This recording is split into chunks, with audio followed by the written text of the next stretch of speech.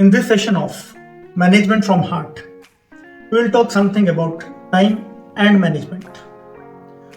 Normally, we have been studying about time management or time optimization. But MFH believes that we cannot manage time. Time is a non-controllable. Time is moving at 1 second per second. Everybody on this planet Earth has 24 hours, 365.25 days in a year. Time is equally distributed to all. It cannot be stored, so it cannot be managed. Only thing we have to understand is how to manage our work. Well, slightly away from the topic point, I was sitting with two of my friends. Both are CEOs of different organizations. I read it loud. It said, our Prime Minister works for 18 hours a day. One of my friends, he remarked, if our Prime Minister is working for 18 hours a day, we should also work hard. From today itself, I have been saying it all starts from the top. So he remarked it. He said that since everything starts from the top, so I will start giving 18 hours every day to my organization, and I'll see to it that it percolates down. I just had a look towards my other friend, and his remark was totally opposite.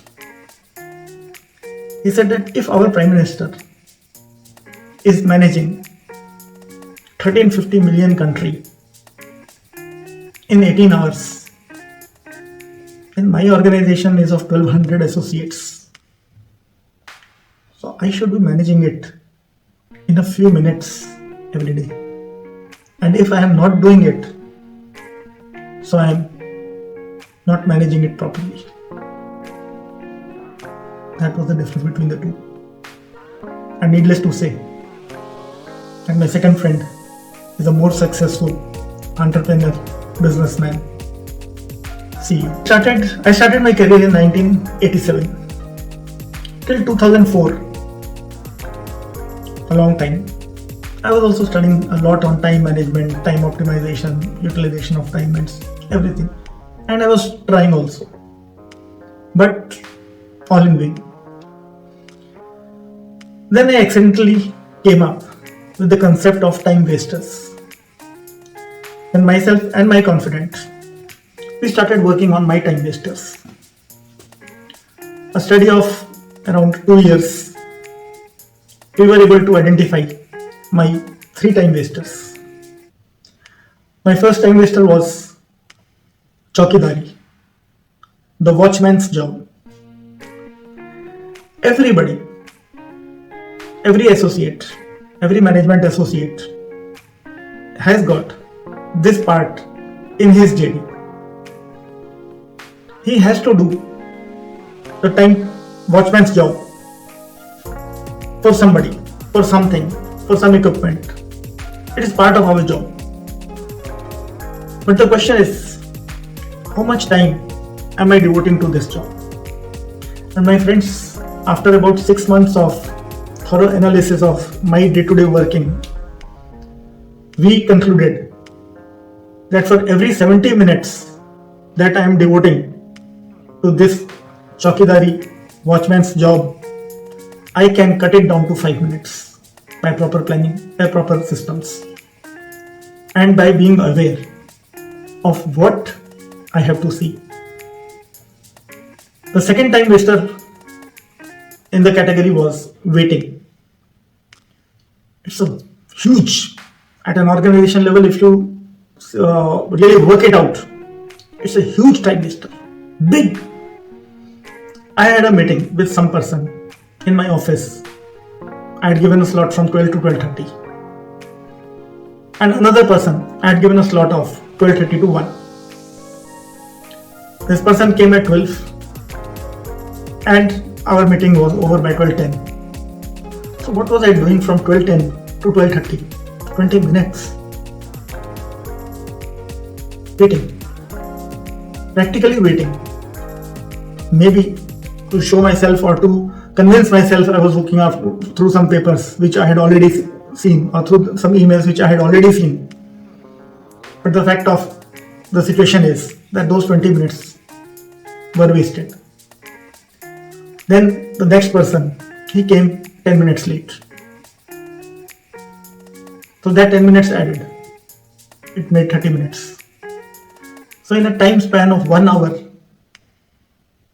I had spent 30 minutes waiting without utilizing. These are awareness stages. The third biggest time waster was, and sometimes is, pretending. Yes. It's ingrained into our minds, our thought process, that people will feel that I am important only if I am busy. Or importance is equated to busyness. If somebody comes to me with a work and immediately I start doing it, that means I am not important. If I tell him to go to my secretary, take appointment, and then he'll come again after 2 days, and then I'll sit and do that 5-minute job, then I'm important. We pretend. And in our attempt to pretend, we are keeping many people, our associates, also busy. That overall adds to a big organization time. So by around 2006 middle, I was aware of my time wasters. I had my list of time wasters. I had my analysis done. I had worked everything on it. I had also concluded on paper. I had seen that on few my working or total work that I am doing is of 15 minutes, 25 minutes, 34 minutes. On an average, I was working for less than 2 hours. And I am also working today also for less than 2 hours a day. I was spending 10 to 12 hours in my office and working for less than 2 hours. But what changed from 2006? Nothing. Why? If there was a job that I was doing in 2 hours, and now by my awareness of time wasters and everything, I have brought down that job to 30 minutes. It's only half of the work done. Now the question is that what I am doing with 1 hour and 30 minutes, 1.5 hour that now I have, what I am doing with it? If I am not substituting it with anything, then it is still going to get wasted. Only difference is my satisfaction. Earlier I was doing in 2 hours, now I am doing in 30 minutes. But that 1.5 hour I am not utilizing. So identifying my time waster is only half of the job done. The balance half is to find where I am going to utilize this time. So then we started studying that what are the things that we are not able to do, which need our time and we are not able to devote sufficient time to them. So the main gap was relationship building. I was not giving proper time to my well-wishers. My well-wishers include my parents, my spouse, my children, my friends, my neighbors, and my organizational associates, the associates with whom I am doing the work. I was not able to develop relationships with them. From management from heart, I knew that simply talking is a very important tool. And we started some informal talking also. But what do we do in informal talkings? What is your name? I know. He is my associate. What is your spouse doing? How many children you have? What are the children doing? From where you belong to? What are your hobbies? Those standard questions. Hardly a couple of minute job. What after that? When I was contemplating on this, a friend of mine, he came to my house after a gap of 5-6 years. So when he came in, we sat together and then the discussion started. For around 5 minutes, we were discussing about our jobs, what I have been doing in last 5 years, what he has been doing in 5 years. That 5-minute talking. After that, what? We were together for 3 hours. And for 3 hours, continuously we were talking to each other. What we were talking? That is simply talking. I have to invite my 10 friends to my house for a party. I know that first friend, from any source, if he comes to know that there's a party in my house, he will automatically come. I need not invite him. There are friends like that. Second friend, I have to simply write a WhatsApp message and he will come. Third friend, I have to give him a call. Then only he will come. Fourth friend, I have to send him an invitation card, a proper formal invitation. Then only Mr. X will come. Otherwise he won't come. Fifth friend, I have to send a cab. I have to send my car to catch hold of that fellow and bring him in. Otherwise he won't come. Sixth friend, maybe I have to send my son to lift him from his office and bring him. Then only he will come. Another friend, right up to the party time, I have to keep on calling him. Then maybe he will come. There is another friend, whatever I do, he won't come. So how do I know this about all my friends?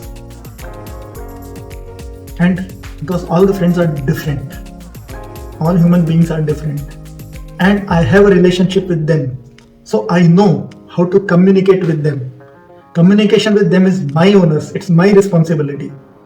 When I am communicating something, I have to see that I am able to use the proper tool, right tool for the right person to get what is in my mind to his mind. That is communication. To reach that level of communication, I need to understand him. I need to develop that relationship. I have to spend time with him. Simply talking. That is the crux of simply talking. Do I do that with my associates? Simply I put a common message on the notice board and assume that everybody will respond to it. No, my dear friends. I have to know. I have to build the relationship with my people to improve the effectiveness of communication. And communication, my friends, is the biggest bottleneck in any industry, in any organization. And communication can only be developed by developing relationships. So for that, I needed time. And my time wasters, if I can shrink those time wasters, I can utilize that time in developing relationships. And that's what I started doing from 2006 until date. I am a happy person. And nobody has a complaint with me so far that I am not able to give him my time. Because I always have surplus of time. So concluding, my friends, find your time wasters, identify your time wasters, cut down drastically, brutally on your time wasters, but at the same time, find your time utilizers. Find the useful things that you have to do in that available time. Then only the whole exercise of finding the time wasters will be useful. Otherwise, time is going to get wasted anyway. It's not going to stop you. It will never be in your cupboard. It will always fly away. Concluding the session, life, business and management. They are simple but not easy. And in our attempt to make them easy, we really complicate them. Let's keep them simple and be ready. And be ready for the difficulties. That's all for today. Have a good day.